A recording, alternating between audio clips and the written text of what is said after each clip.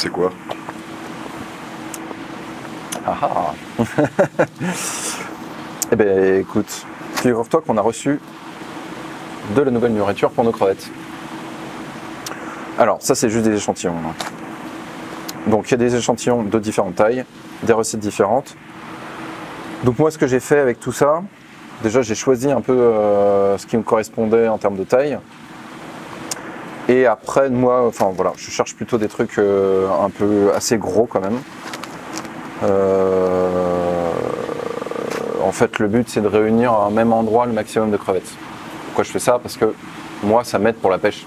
Quand elles sont toutes réunies à un endroit, toutes en train de manger, ça me permet de les pêcher plus facilement. Pardon.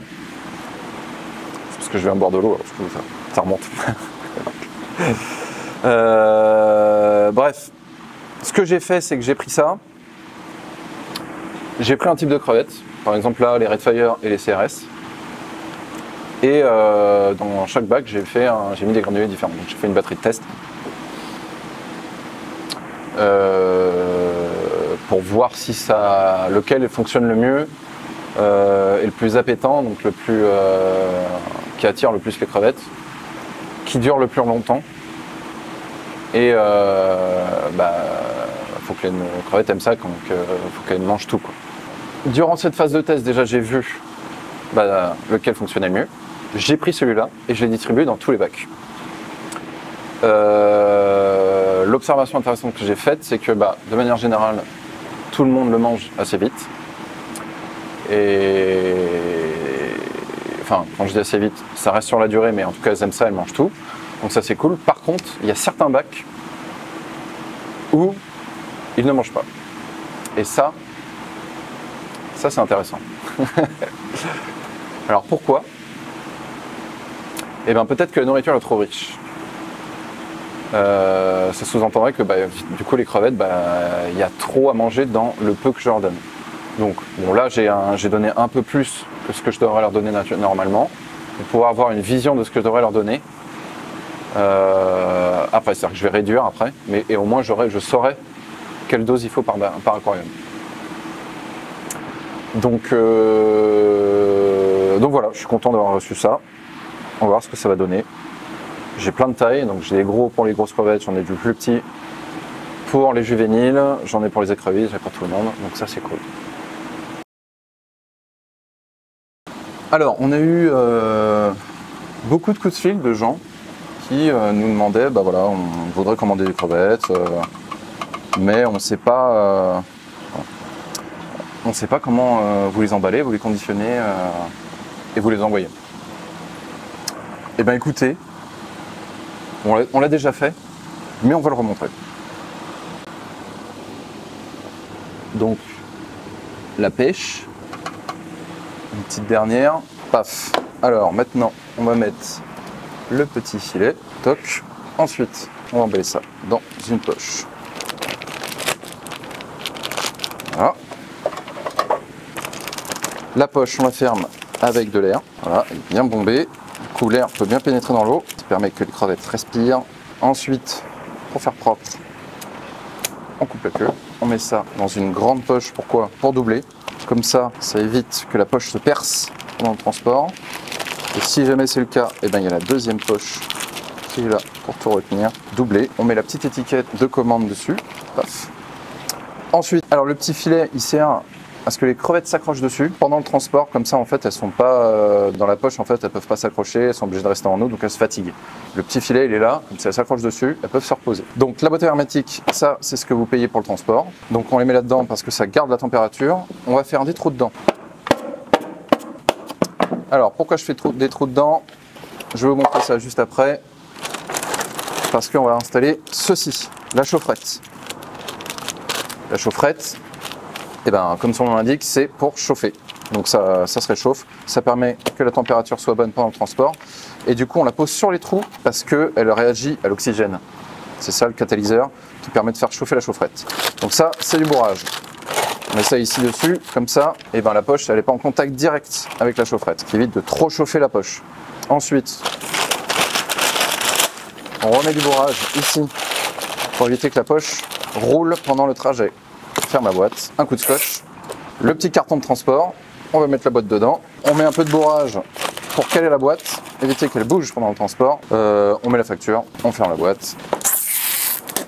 Et on donne ça au transporteur. Voilà, et vous recevez le mail disant que le colis est en cours de livraison.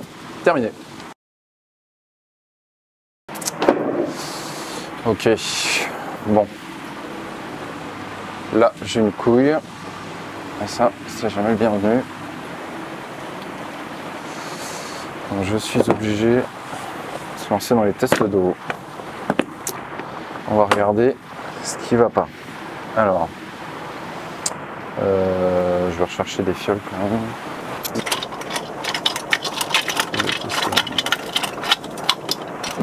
même. Des problèmes de mue. Je sais pas d'où ça vient. On va tester le GH, le KH, ça c'est sûr. Bon, on va partir là-dessus et on verra bien.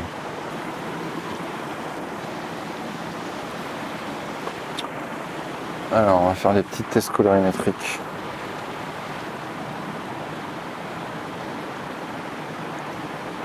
C'est beaucoup trop bas. C'est beaucoup trop bas. Et ben, écoutez, changement d'eau. Changement d'eau, changement d'eau, changement d'eau, changement d'eau, changement d'eau. Alors j'ai un GH, un KH beaucoup trop bas. Pour l'instant, il faut que je réagisse vite. Donc je vais faire un changement d'eau. Du changement d'eau, c'est magique. Hop.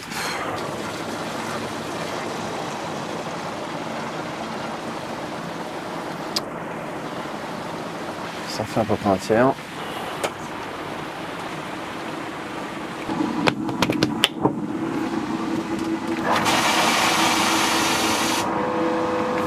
L'idée, c'est de réagir vite, de faire un changement d'eau, de voir s'il y a évolution à l'avenir, et ensuite de savoir pourquoi. Ça, c'est beaucoup plus mystérieux en général.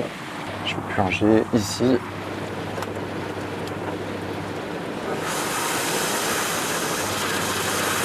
Toc.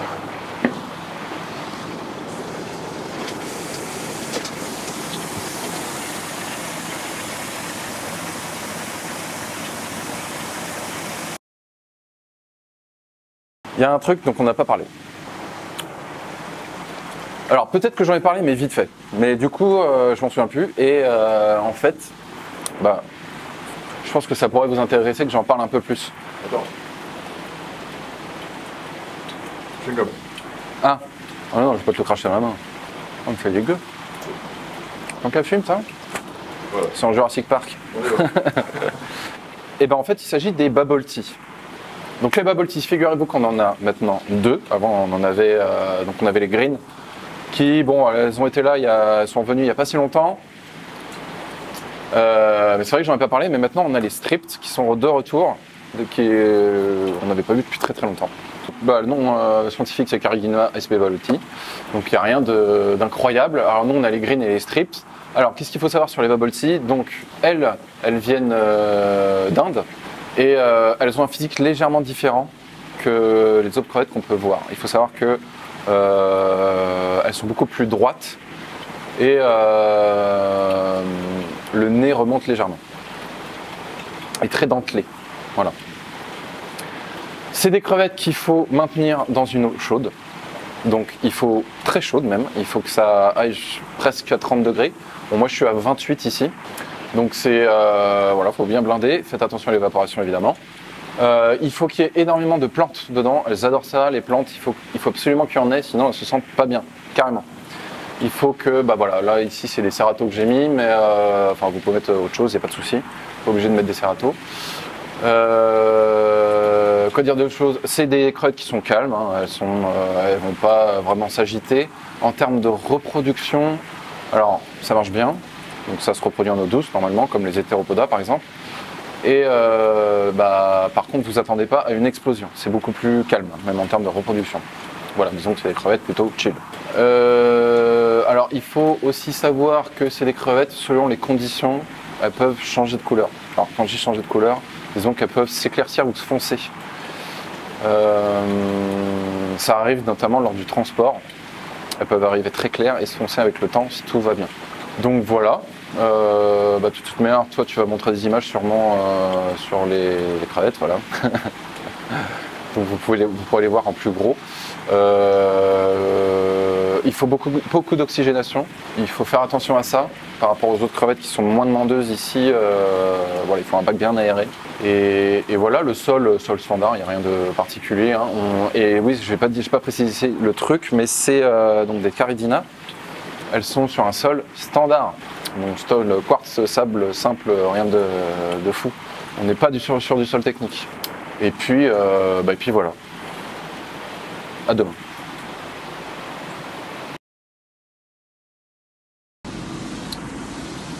Bon, aujourd'hui, on a un arrivage, figurez-vous.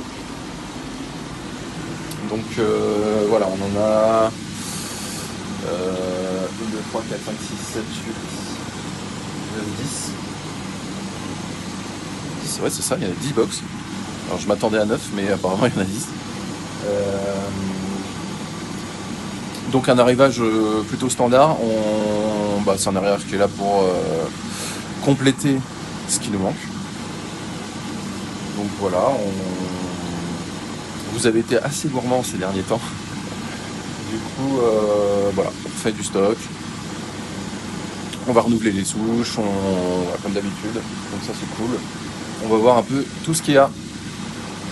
Donc voilà, c'est bon, on a tout trié, tout est en acclimatation, donc c'est cool, tout s'est bien passé, tout le monde va bien, donc ça c'est une super nouvelle. Voilà, on a eu des hétéropodas, des davidi, on a eu quelques cantos, donc bon, il n'y a rien de neuf, mais des très belles crevettes, donc ça c'est cool, donc ça fait vraiment plaisir, on en a plein. Donc voilà, je vais vous montrer un petit peu. Donc là des Bloody Mary, on a des chocolates, quelques Black Rose ici, des jelly, on a eu des Red Fire aussi, on a là il y a des Green Jade, des Really Orange, des Sunkist, des Really Red et Really Black. Donc ça c'est cool. Ici on a des Yellow, des Yellow A et des Golden Line, donc ça c'est génial. Les Japonica sont de retour, on n'en avait plus, donc voilà, ça va remplir tout ça, donc ça va être cool. Ça nous avait manqué. Les Blue Velvet également. Ici. Donc ça en fait, ce sont des Mosura Black. Elles n'ont pas encore leur couleur parce qu'elles ont voyagé, donc on va attendre qu'elles se déstressent un peu. On va les laisser tranquilles pendant quelques temps et on va voir ce que ça donne. Ça m'intéresse pas mal. Je pense que la reproduction va être faisable là-dessus, donc c'est cool, on va voir. Pour finir, on a donc la dernière caisse, donc la 10e caisse. Vu que je ne savais pas ce que c'était, et bien figurez-vous que ce sont des écrevisses. Voilà. Donc en fait on n'avait plus de Diminutus. Et donc ça va faire du bien parce que je sais que vous aimez ça. Et voilà, on va refaire un peu les stocks de Ninae, Chap, etc. Les CPU, on verra ça plus tard. Je pense que je vais peut-être prévoir un peu un nouveau stockage, de nouveaux stocks là-dessus. On va voir. Peut-être d'ici la semaine prochaine. Bref. Voilà.